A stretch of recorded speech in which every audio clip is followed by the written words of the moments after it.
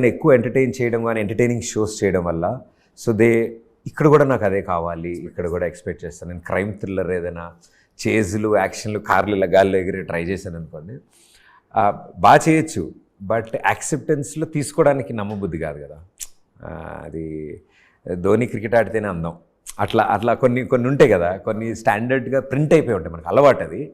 But ఆ స్టీరియోడ్ నేను break చేయాలని నేను కాదు, కానీ we understood, we are very clear that మన ఫోర్టే ఏంటి, మనం ఎక్కడ చెప్తే ఈజీగా కన్వే అవుతుంది, అట్రాక్ట్ అవుతారు జనాలు అనేది ఏంటంటే ఫ్యామిలీ వాళ్ళు నన్ను వాళ్ళ ఫ్యామిలీ మెంబర్గా తీసుకున్నారు కాబట్టి, వాళ్ళ one of the family member ఒక సినిమా చేస్తూ ఒక కథ చెప్తున్నాడు అంటే నో సెకండ్ థాట్స్లో వస్తారు కదా, ఆ వచ్చిన వాళ్ళు డిసప్పాయింట్ చేయదు.